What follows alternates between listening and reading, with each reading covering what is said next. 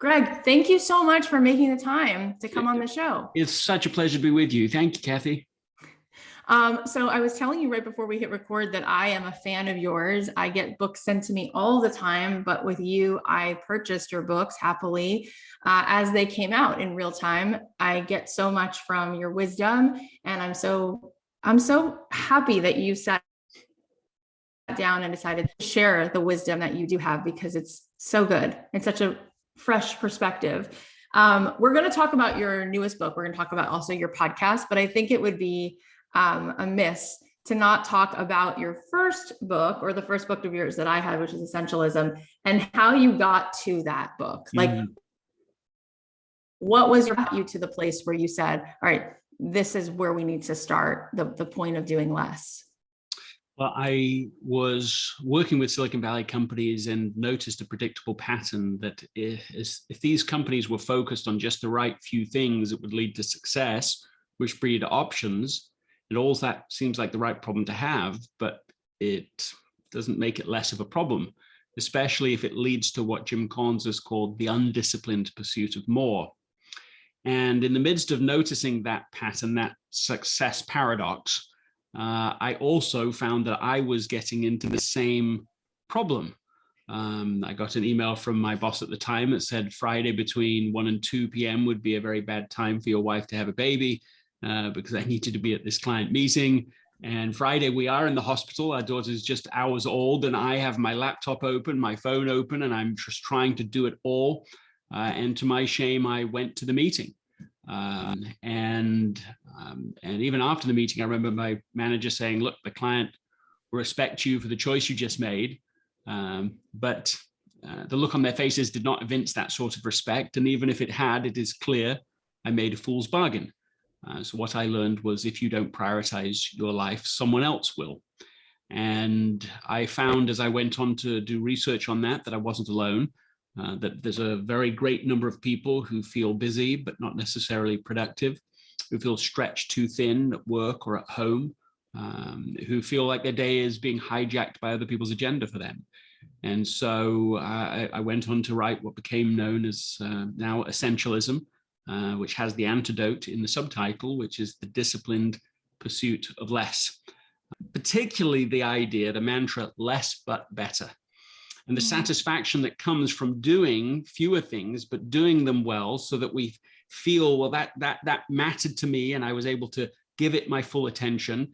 And then you end up with some great results from it that you feel proud of. So it's a more honest value proposition, and one that you can actually execute on and get. That's what essentialism is, and that's why I get so excited about it. Oh my gosh. Well, so did most of the world. I mean, over 1 million people bought that book. That is very, very unusual, if anyone knows how many books are usually sold. So what is the pain point specifically for the people who loved that book and had to tell their friends? Was it doing less in their business, or was it doing less at home? What do you think was the main crux of what people took away that they then implemented? I mean, that's an interesting question.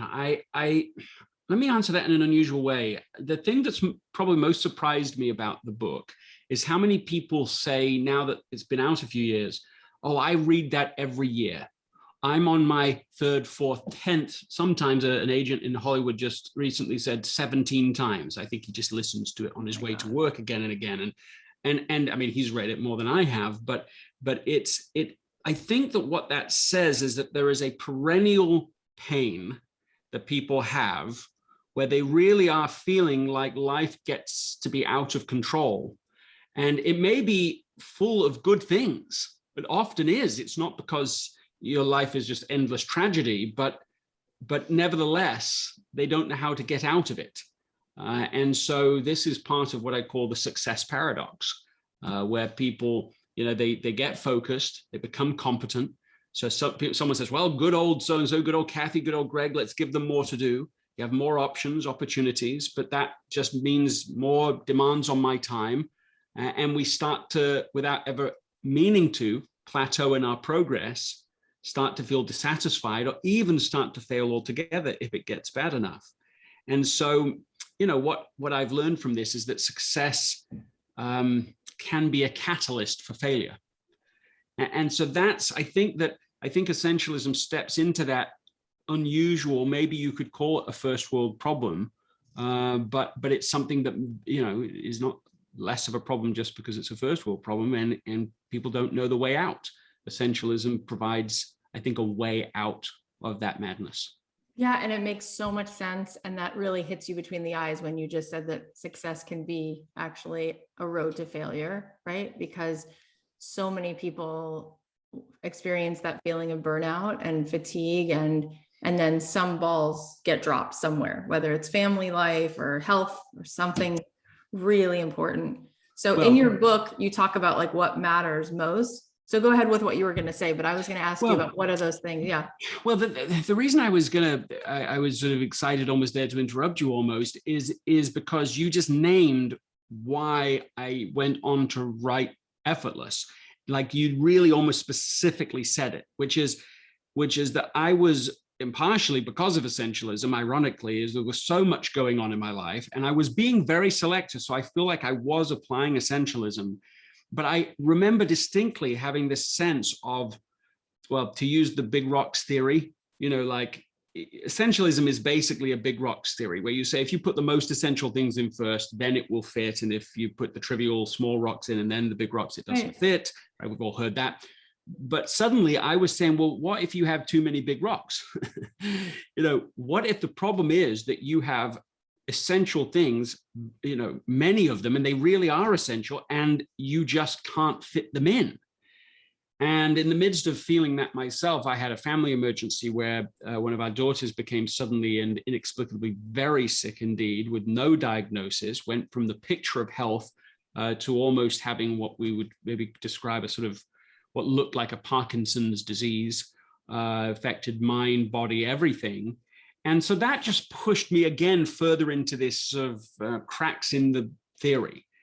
And where I was connecting with you there was because, well, you then have only two options. And maybe people only think they have one option, which is, well, you've got to put some of the big rocks down. And so you look at this and you say, well, health, okay, I'm just going to have to not think about health for a while.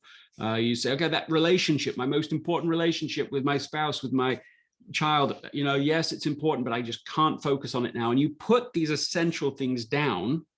Well, that's not a great scenario, but a lot of people do it. And I found myself in a situation where I said, well, putting any of these big rocks down right now could be a really big problem. You know, if you just say, okay, all we're going to do is focus on the health of our daughter and nothing else, then you could end up physically burned out, emotionally burned out, your marriage is burned out, your family culture is burned out, and so on. And so it was, in a sense, out of necessity, but also somehow an act of mercy, that it became clear to us that there was a second path. So it's not enough to know what the essential is. That does matter. But you also have to say, well, what's the right way to go about it? You know, so if essentialism in one word is prioritization, effortless in one word is simplification, to make it less hard to do the things that matter most. Oh my God. And that's why I love this book. I actually bought Effortless first, even though the other one came out first. Yes, I see. Because it just spoke to me. I think that we all have this belief that it has to be hard. And yes, it's unbelievable how, like, well, yeah, you can be successful. It's complex, right? It's difficult. Marriage, well, you can be married a long time, but it's difficult and it's hard and it's complicated. And this is literally a badge of honor. And you're saying something right away. The beginning of that book, I remember reading it in the bookstore. I was like, I'm buying this book because I was hooked right away. Tell us what it means that we could possibly find simplicity. It's such a novelty to even. It's hear. a million miles away from where we are right now, isn't it? And you're right that especially for, let's say, insecure overachievers. So, you know, in a sense, the book could be specifically for that group. And for somebody in that group, they have been rewarded for hustle, for working harder and harder and harder and harder, right? Like at least they were rewarded at some point in that journey. Right. But then there is costs that start to add up mental health costs, emotional burdens, strained relationships, failed businesses. I mean, there are quite a lot of costs that start to add up, but this paradigm can be so consuming. We just keep ignoring the data because the narrative must survive, or it's the only way, it's the only path. And I sometimes think it's a bit like bloodletting. So for the longest time, people really believed, the medical profession really believed, that the problem with a lot of disease was in the blood. So your job was to get the blood out, and their inelegant solution was often literally putting leeches on the body and sucking that out. And of course, now we know in hindsight that that was damaging almost everybody, and quite severely. But you can see that for a long time, the results were actually showing how bad that was. But the narrative was winning. And it took a lot of new data for someone to say, well, actually, maybe it's not that, maybe there's a germ theory, and had to shift to a more correct perspective. And I think that's true for a lot of us, that we have this mindset. Maybe it's Puritan in its nature, where we have learned not only that hard work is a virtue, which I think it is, but that we take it to an extreme, to the point where we distrust the easy. If it's easy, it can't be the right path. What a cost that is. What an absurdity. As soon as we say, that takes off all of these potential options, solutions, simplifications, these enormous set of possibilities removed before we even begin to explore them. And so the first principle, I would say, the first tool practice of making life more effortless is to invert that mindset. And to say, instead of to say, how can I work harder to get better results? You say, how can I make it easier? Or even this question, how am I making it harder than it needs to be? I swoon over those questions. They're so important and they're so delicious. Everybody should be asking that in their business and in their life. Yeah. How am I making this harder than it has to be? I want to go over the, go ahead. I feel that. That's a question you can use all the time. This is not a profound example, but I was in a movie last night and I needed, we brought in salads into this movie. That wasn't like an evidence of some enlightenment. It was just like a sort of desperation before we ran into this thing. And then we sit there and I'm like really hungry. And I suddenly realized there's no forks. And I'm sitting in this movie going, am I just gonna be hungry? Am I gonna miss the movie? What am I gonna do? And I'm like kind of being grumpy about it. And then that question came to me, how are you making this harder than it needs to be? And I thought, okay, just get up and go find forks. There's a store, there's a store close to here. I get up and go, and it ends up that there's actually a store even closer. So I'm back before the movie begins. And my wife is really impressed. Like, how did you get there so fast? And it's like, yeah, I was making it more complicated than it needed to be because I was sitting there moaning about it, complaining about it, instead of, look, just get up and it will, a solution can manifest itself. Yeah, exactly. It's this trivial example, but this is a question for everyday normal challenges. Normal. And also what you said before about how we literally remove so many possibilities by saying, if it's simple, it can't really work. Right. And isn't that really just so powerful? Like if you look at your business and you really boiled it down, or you look at your parenting and you boil it down, it's so obvious how it's the simplest things that actually work with your kid, or it's the simplest things that actually work in your business. I'll give you an example in our business for the folks who are listening, is that we had all these different things that we would launch, different kinds of offers, different kinds of things. And my team, my integrator, she said to me, Kathy, when you do like just a big old live launch, you'll scoop up people. They have that experience with you. It's 5 days, they get to know you. And then all these people, convert and buy this offer. And it's always a 7-figure leap in the business. Always. We always do that. Multi 7 figures. She said, so why on earth then in between these launches would we dedicate team resources to all these different offers? And, one's $97 and one's $10 and one's this and one's that. It's like, just launch, like just do your launches. Your launches work. People love it. It's easy for you. And I was just like, wow, that was just an interesting concept. I want to go over though, the 3 steps in this book. Okay. So step 1, I don't know, they're all my favorite, but this one was just so juicy. Get into the effortless state, clear the mental clutter that makes it hard to focus. Ah, that was so Yeah. helpful. Let's talk Yeah. about that. There's so much noise in our heads, first of all, so much. It's like we've run out of space in our, they're like the RAM of our brains, just cluttered up. The most recent research suggests, which is pretty shocking, that we can only actually keep about 2 things in the RAM of our brain, in our short-term memory at one time. And so what most of us are doing is trying to juggle maybe like 1 or 200. And so it's absolutely exhausting. And that's just the mental clutter. Then there's also the emotional clutter we hold on to. Like, what about all the grudges that we hold on to? Someone can hold on to a grudge, right? Literally their whole life. They can hold on to a grudge, think about it, nurse it. They hire a grudge. Maybe they hire a grudge to make themselves feel stronger or superior or one up or something, and they just never let it go. And so they've just added that complexity into their life, into every day of their life, into multiple times within a day. And it can consume sometimes. I mean, I've talked to people that will tell me as much as 60, 70, 80% of their mental and emotional energy capacity is consumed just on grudges. So, and then maybe add just one more feature, which is just exhaustion. When we're physically exhausted, that just adds a certain burden to everything. I mean, think about that sensation when you can't find your keys. You get an email from someone at work, a client, and they just seem like they're complaining about something, and it just really upsets us and bothers us. And now we're just reliving that again and again.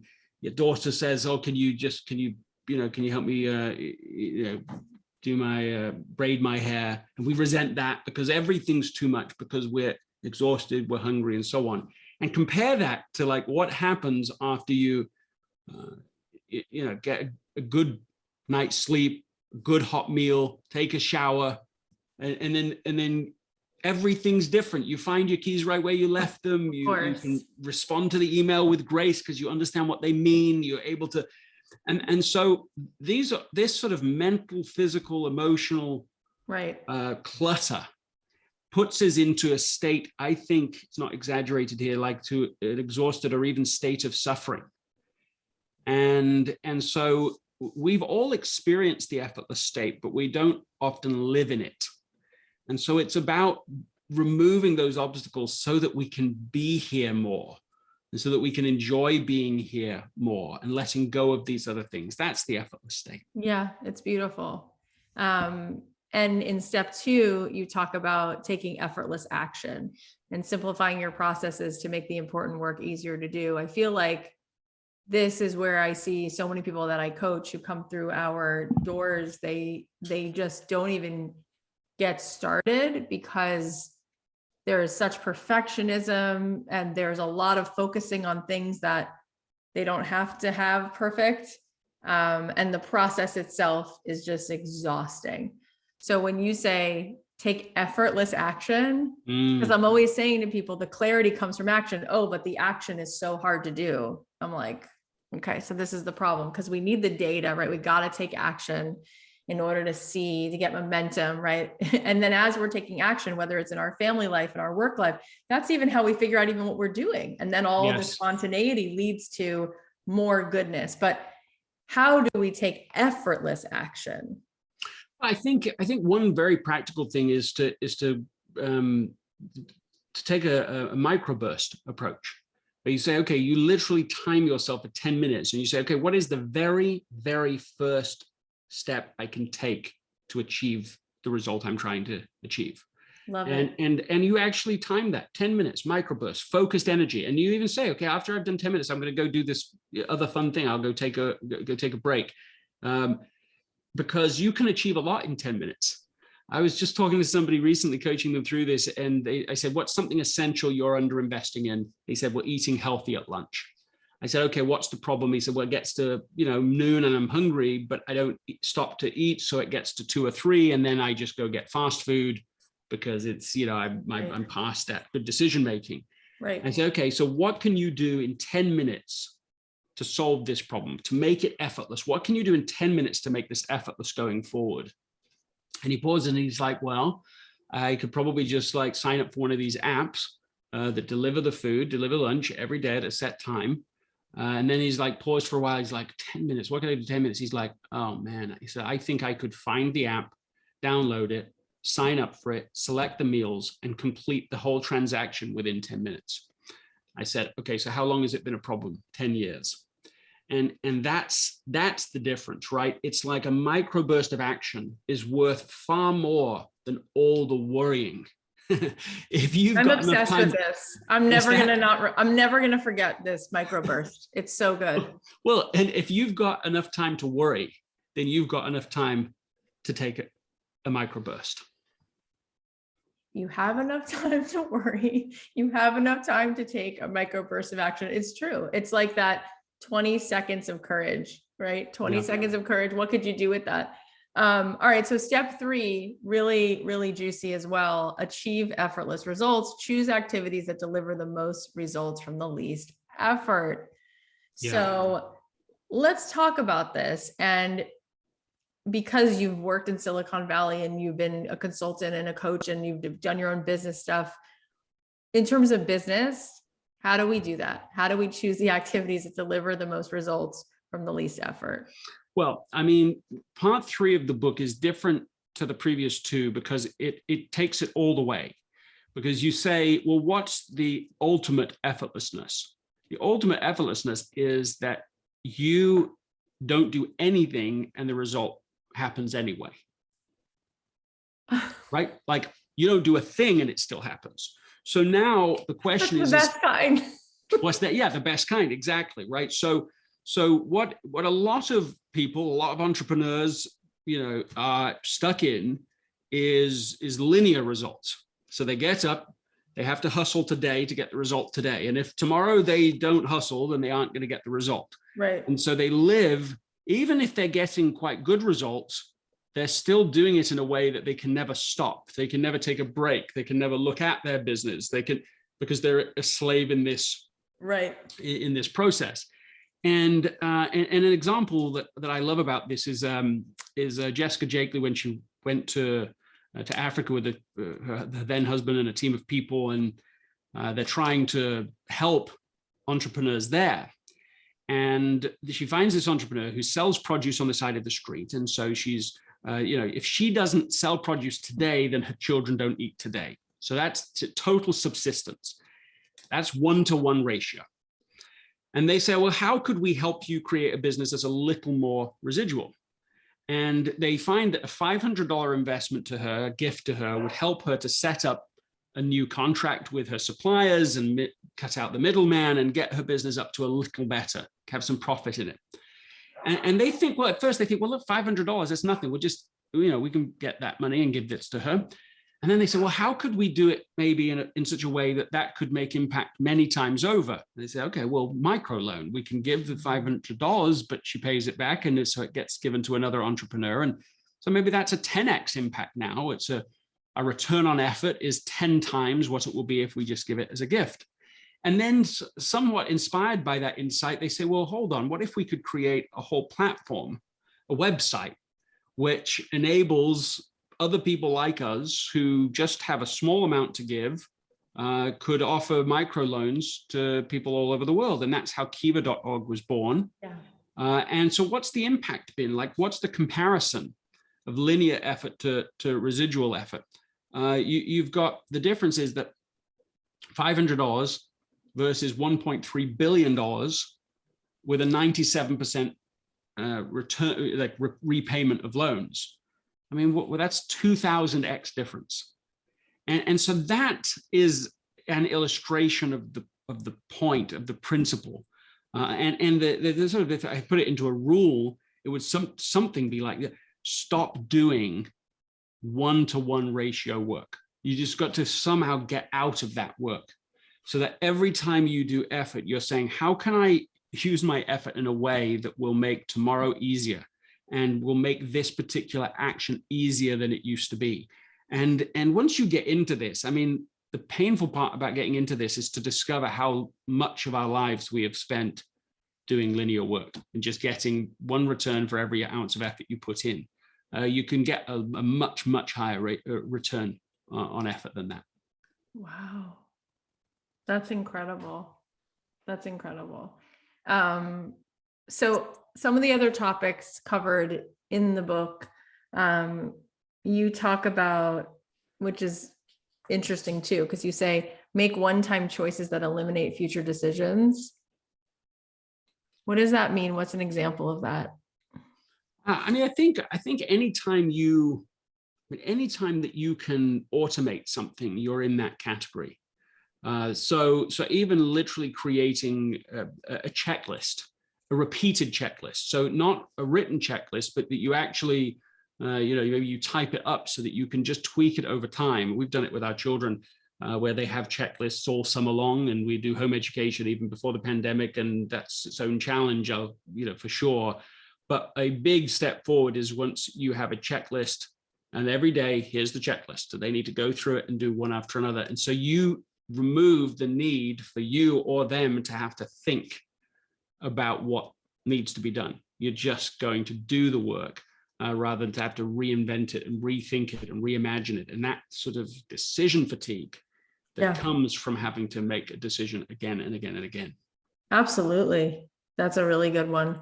And you mentioned your daughter before, and you just said again that you do this with your kids during homeschool and everything else.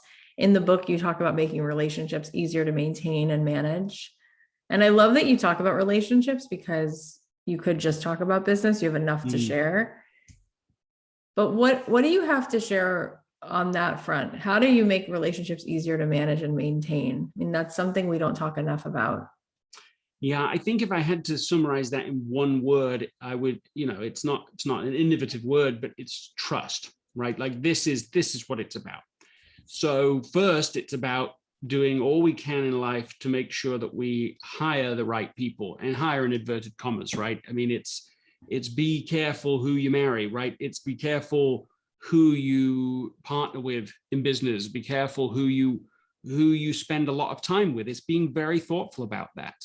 It's a business example, but I think you can use the criteria elsewhere from Warren Buffett when he's choosing who to work with. He uses what I call now the 3 I's, which is he's looking for people with high integrity, high intelligence, and high initiative. So those are the 3 I's. And anyone, if you reflect on your life and you think, okay, what relationships have cost me disproportionately? Those relationships where I put in more and more and more effort, but got less and less and less out of it. You find that basically one of those 3 things is out of alignment. And so, contrast this. It's a business example, but it applies everywhere. But just think of when Warren Buffett decides that they at Berkshire Hathaway want to purchase McLean Industries, $20-something billion purchase. That's a massive. That's just by any estimation, a huge, huge purchase. You could spend 6 months, millions of dollars just doing due diligence, checking every lien, every contract, everything. So what they did instead, which is what's so breathtaking, is they said it was just a 2-hour meeting and a handshake. And that's what it was. They said, we knew that they would have it exactly as they did, and they did. And that's the ease with which you can operate when the trust is high. Now, that's not just something you just say, okay, I'm just going to trust people, because if you trust incorrectly, that can be, of course, highly costly. But if you can find people that you can trust and then trust them completely, you can speed up everything. And most of us know that experience, at least by its opposite. When you're working with people you don't trust, when the trust gets low in a relationship, then everything is harder. And you can use as a metaphor like the oil in an engine. It's like the oil. Trust is like the oil of the engine. For a while, you ignore the oil, you don't even think about it, you just drive in the car, and the oil's getting lower and lower. And so the more friction starts to occur on the engine. And I'm I'm not an engineer, but it's self-evident that if you get rid of all the oil, all those machine parts will cease working and just completely ruin your whole engine. So it's like eventually it becomes very urgent relationships are like that, right? Like when the trust gets low, everything's hard. Even one text from somebody, if the trust is low enough, is painful and emotional and hard work, and you spend an hour thinking about how to respond.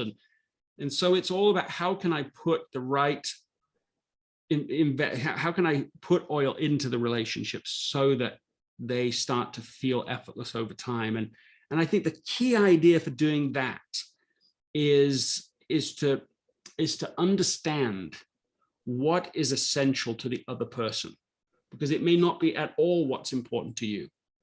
And if you can understand what's disproportionately to the other person and then make a deposit on that, it's like you get 10 for the price of one. Yeah. It's like, if you've ever received a gift that maybe it was expensive, but it wasn't what you like at all. So awkward, it's so awful. You feel unknown, you feel lonelier than without the gift. And it's like kind of a terrible moment. And that's when you get it wrong. And so if you can understand somebody well, then you can understand, you can put a lot of oil in the relationship for a very small cost.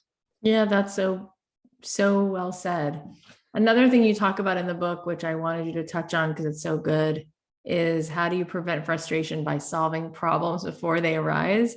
And I once heard someone say that the reason somebody's a good driver or a good basketball player is because they anticipate, right, what might be coming around the corner, or they anticipate how this person might, do this layup or jump shot. And other than that, I hadn't heard someone say like solve problems before they arise. What do you mean by that? And how on earth can you do that? Most of us are managing problems all day long instead of solving them. And so we deal, it's basically what we just said about residual results, but it's in reverse, because a residual problem costs you every single day, day after day. And you have to keep on managing it and keep on handling it. And there's an example, I was interviewing Dean Acheson, who's sort of a productivity, thinker and facilitator, who inspired David Allen, who wrote based on Dean's work, the book Getting Things Done. And I was talking to Dean about it, and he said, I remember when I was first working with people through a certain approach to productivity, one of my clients was preparing for our meeting. So we're sitting down, and he opens the drawer in his office. And as he does it, he then has to shake the drawer like 3 or 4 times, and he's hassling with it. And then finally he opens it, and then we start the meeting. And Dean says, oh, before we get to that, can we just talk about the drawer? And he says, oh yeah. He said, well, what's the deal with this drawer? He said, well, there's this thing that's out of place in there. And so it always, it rattles around and it gets stuck. And they say, oh, let's just literally take a minute or two right now to solve the drawer. And they do it. They go through it, they solve it. It takes them just a couple of minutes to do it. And the client says, you know what? You've earned your full price right there. I've had that hassle for 2 years. 2 years I've had that, and it took 2 minutes to solve it.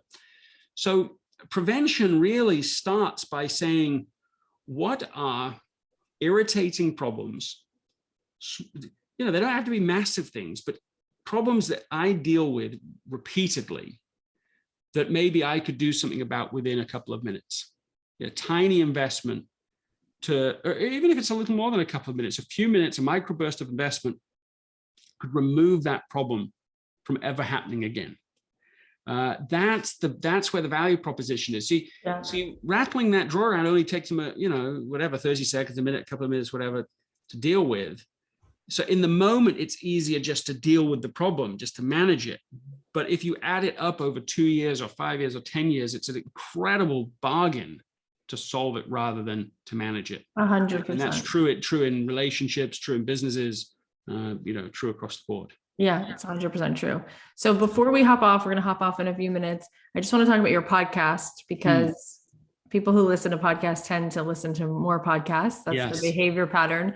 So I want them to hear about it. It's called What's Essential. And every week you're having conversations with incredible people, many of whom have been on this show, like my good friends, Sherry Salata and John Acuff and Matthew McConaughey. And you're right in there having these conversations with those same people, except you're using this juicy topic, which I love.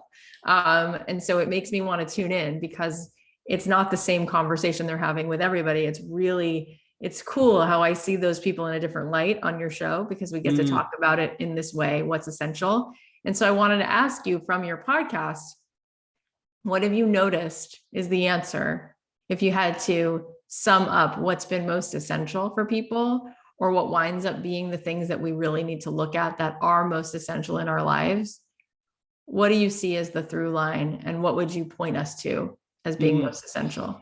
No, the thing that comes to mind, and maybe it's because you mentioned Matthew McConaughey, because it came strong in that conversation, was the role of not knowing what the big yes is, but trusting what the no is.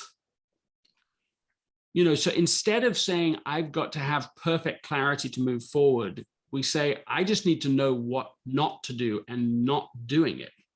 I mean, McConaughey was like already an A-lister in Hollywood when he took 2 years to go on his walkabout. Yeah. But why did he go on a walkabout? He just knew he didn't want to continue and just become like this rom-com actor. He didn't know what he wanted to do instead. He just knew it couldn't be that. Right. And so he had that presence of mind to admit that, rather than just to keep going and see where this horse is going, where it's going to take me. And that's a deep theme for me. I was recently studying about this as part of a great books project that I'm on, to read through sort of the classics within Western civilization. The Socrates was known at one time as the wisest man in the world, and he questioned that. He said he didn't think that was true, but he said if it was true, it was because he had a daemon with him all the time, a presence, like a demon, but not quite the way we would think about that. And this daemon would never tell him what to do, but would always tell him what not to do. And that's really distinct in life. If we can pay attention to what not to do, it's like the course correction that will take us closer to being on the right path. Because that takes off some pressure. Don't worry about having to have the perfect answer of exactly what it is, the right thing right now. But you say, well, it's not that, so I'll stop doing that. And it's definitely not worrying about that person or holding a grudge on that person. I know that's not the right thing, so I'll let go of that. And to let go of the things we know that it isn't, so that we tend to be, let's say, how's the poem go? The path to wisdom is simple to express, to err and err and err again, but less and less and less. That's one of the most brilliant things I've ever heard. I'm blown away by that, because every single day, myself and other people that I'm speaking to are asking ourselves, like, what is the best decision? What is the next move? And that is a difficult question to answer. What is the best decision? And so my friend Susie Moore says, it's you make the decision and then you make the decision right, whatever the decision is. What you just said, which everyone could feel as soon as they just heard you say it, is how about start with what you know is a no? And then how many things, as you said that, did I think, well, then that's something I would stop doing. And that's something that I did stop doing. And that led me closer. I mean, just that alone, Greg, that's a whole podcast. Like, and really in a way that has so much to do with what you're speaking of.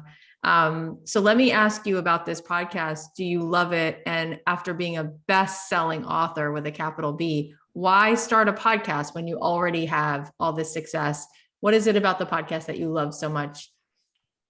Yeah, well, I think the why for doing it was a sort of kind of an obvious discovery in a way that I'd missed, which is that for people that discover essentialism or now effortless, that's the whole journey with me. And they need something else, or a lot of people do, because they just get pulled back into their old ways. Yeah. Whereas for me, the conversation continues all the time. There's almost not been a day in whatever, almost, I don't know, 5, 7, 8 years where I haven't talked about these themes. So I'm being held accountable by the virtue of the fact that I'm sharing them and learning and admitting where I'm failing. But other people don't get that. And so the delight was the idea of like, you just get, you get your shot of essentialism, you get your shot of what really matters in this world, and how can you make it a bit easier, or at least less hard to do those things. And the idea of doing that every week seems to have created created some goodness for people, and it's good for me too. I've gained a lot more than maybe I even expected to gain in the process myself. So I was primarily for other people that I was doing it, but for me, what it's gained is like, it's the unexpected part, which is the friendships of the people that you interview. This is true. That discovery of like, oh, we get to go from being connected by rumor, or, I read your book, or you like something I did, or whatever, but it's just separate to actually getting into each other's world. And that's been, I suppose my personal, the personal benefit. I agree. And I agree. And I'm sure they're saying the same thing about you and about the people they meet, because that's how I feel too. It's such an incredible gift. And what is beautiful is that as I've made these kinds of friends, you realize that the cost of admission to this club, whatever this is it's a lot of courage, there's a lot of vulnerability. There's a strength in that. And there's a lot of generosity, right? Because people are willing to make space for other people and to learn, and humility and all of that. So that's been such a gift, podcasting. And I'm sure your audience loves you so much. So tell everybody where they can buy your books and where they can subscribe to the podcast. Yeah, they everybody knows. They can just go, you can buy the books wherever books are sold. You get podcasts wherever podcasts are. But the main thing I really want to say in my conclusion is how grateful I am to be on here with you. You're terrific in what you're doing. Very encouraging interviewer, and I've learned things myself in the process. So thank you for having me here. Greg, that is so sweet. And I can see why you're such a great dad and husband and mentor. Thank you so much for making the time. And for those of you listening, you don't even know we had those like tech issues before. And thankfully the sky cleared and we were able to do this, but Greg handled that so well. And I just want to say on recorded air that, you really get to know somebody when things like that happen. They're either going to like take it in stride and he was just so generous and sweet. And I said, oh, we'll do it another time. He said, no, let's see if we can do it now. And you made me feel so at ease. So I just want to say everyone should know that about you, that's ultimately probably why you're so successful, is there's a lot of kindness in you.